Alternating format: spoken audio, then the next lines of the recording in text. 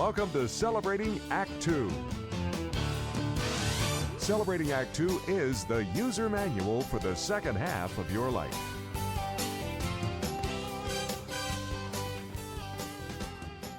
Hello. By the way, if you're watching this video on YouTube, please subscribe so that you can see more videos of interest to you and you can binge watch Dr. Liz. So anyway, today we're going to discuss what, John? We're going to discuss not the back of my hand, but crepey skin. And Dr. Liz, I raise my hand here, the back of my hand to you. The back of my hand to you, girl. Oh, because this is so smooth and there's very few brown spots, and it's just looks so young. And my wife looks at my hand and she says, "How come you don't have all this crepey skin on the back of your hand like I do? It's so noticeable. My hands make me look older than I am." What is it about skin? And maybe it's a man-woman thing. I don't know. You tell me. What is it about skin that all of a sudden it gets crepey? I mean, it's like thin. It's like tissue paper all crunched up. Absolutely. First of all, I think it's one of these things that it does not actually happen suddenly. However, we don't notice it because we're looking at our skin every single day. So it takes a while where all of a sudden you're looking at some part of your body or some area of skin, you're thinking, wait a minute, that did not used to hang down like that. For me and for a lot of women, I think it happens a lot during yoga classes where you're upside down and you're looking yourself, you're seeing yourself in a mirror. You're saying, wait a minute, that did not used to like hang this way when I'm upside down. All right. So that's absolutely true. It happens. I don't know if it's really, I would say that if there are any differences between women and men on this, it would be because of the underlying causes, which has to do with the myriad of hormones that affect our skin, sleep that affects our skin. I would say, generally speaking, men are known to be better sleepers than women. Again, broadly generalizing. However, there's a lot of factors. Stress impacts the crepiness of the skin, and growth hormone. So we can get into more details on any or all of those, time allowing. Okay, so actually, but just as an overarching view of this, in general, assuming that you don't have a melanoma or some other kind of medically dangerous skin condition, are most of the skin conditions that we associate with aging just normal things that are not dangerous, they're just visually disturbing to us? Or what is the real take on that? You hit it right on the head. It's very important if you notice changes, especially dark spots, that you see a dermatologist, make sure they rule out that it's anything bad like a skin cancer. And then we go from there. Then, as you were saying, aging is the decrease in cell signaling between the cells of our bodies. The cell communication goes down as we get older, and that's what leads to these signs of aging, which if it's not anything bad, then it's just bothersome. What do you do about it? Lots we can do about it. To start in a basic way, good sleep. I always encourage every single person that I talk to, and I practice this myself as best I can, is to protect your sleep. Our bodies do so much cellular repair while we are sleeping, so much hormone balancing. So that's very, very important.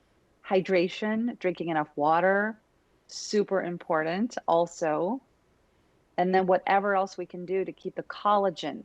This is to your point of your wife comparing her hand to yours. Okay, and I don't think there's not male-female differences in how much collagen we build up. However, there can be behavioral differences that lead to the differences in the breakdown of the collagen in the skin, and that makes it look more thin and crepey and saggy. So do you have specific therapies for, let's say, increasing, because we've talked in other segments about low T and things that people can do to increase their testosterone levels, so help them work out and things like that. Do you have ways of addressing that for collagen? Absolutely. So many hormones that impact. We do not have time to talk about all of the hormones just in one segment today. So we'll have opportunity to talk more about it.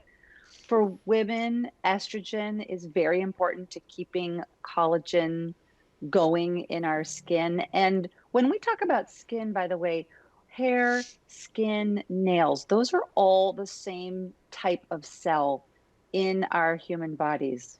Okay, so we can do that as a whole topic. So hair, skin, and nails. Estrogen for women is very, very important.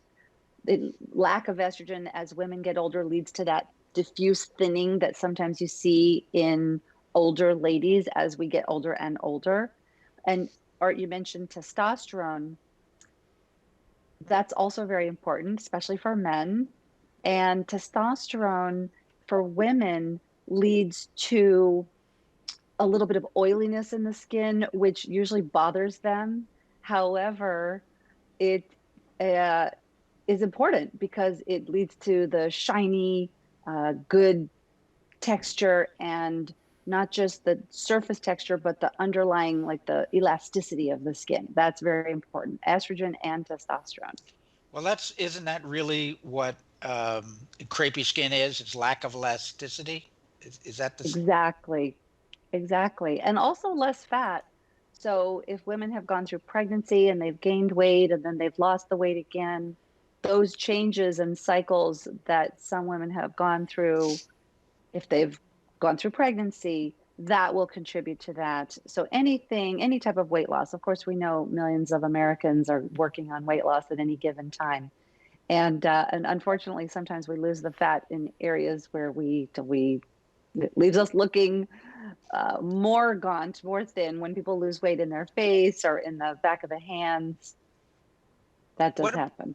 what about creams? I mean, there must be a billion-dollar industry selling us creams. I think I always think about the creams under the eyes, which it's for saggy eyes or baggy eyes, but it's all the same in the sense that we're talking about crepey skin specifically, but they have creams for everything. Do any of them really work? Yes, I think that many of them do. It is hard to say because I think it's a multi-billion dollar industry, John.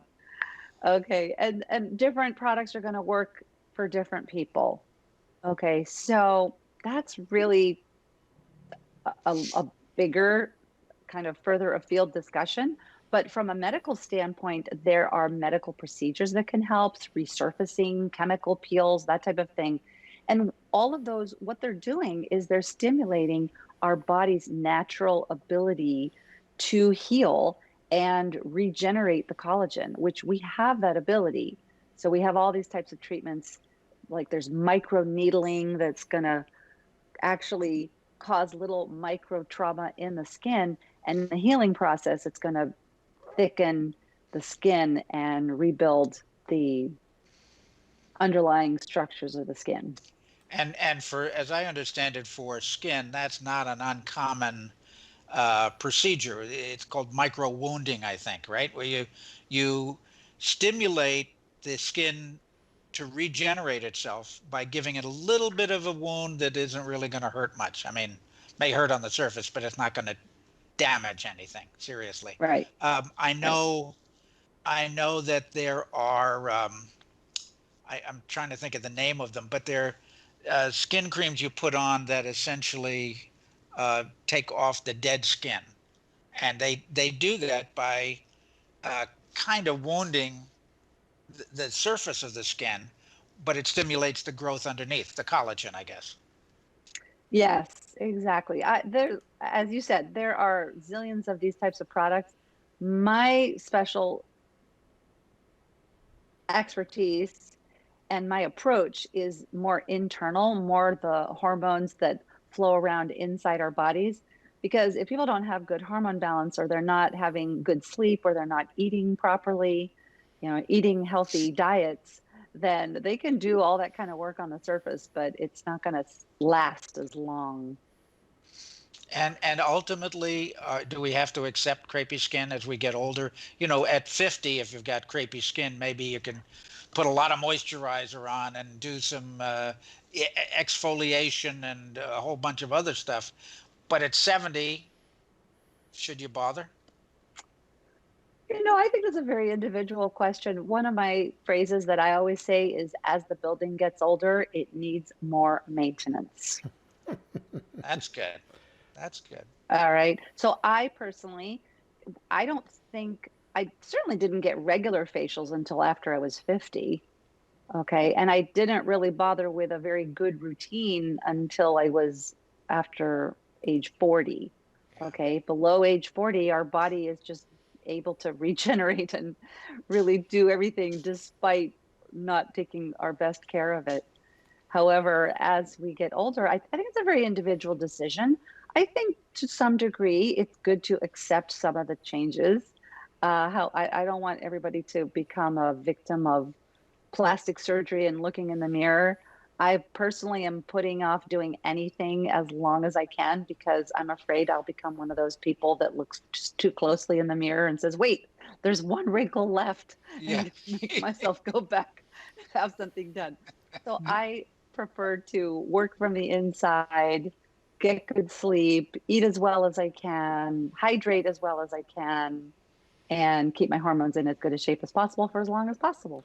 And what I'm going to do is I'm going to keep your one shot up just for a moment so that as people want to learn more about the other skin conditions and other conditions that you talk about, they can go to www.drlizmd.com and they can get that. But I also want to say that for me, the great takeaway here is a theatrical, a movie reference of the reason why our skin ages and has issues that are not young and taut like a 20-year-old is a failure to communicate.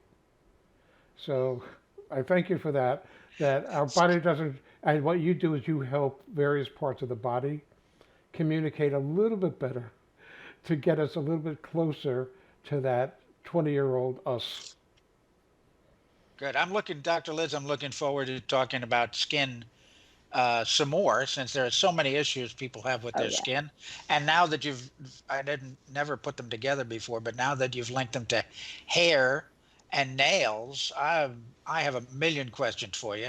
And as you referenced earlier, there's a lot of hormones to talk about. So we'll be doing this again sometime in the future. Thank you. So while John is going back to the laboratory and working on all these bits and pieces, so he'll be able to talk about chemical peels and poking little things into his face and getting a pedicure and a manicure.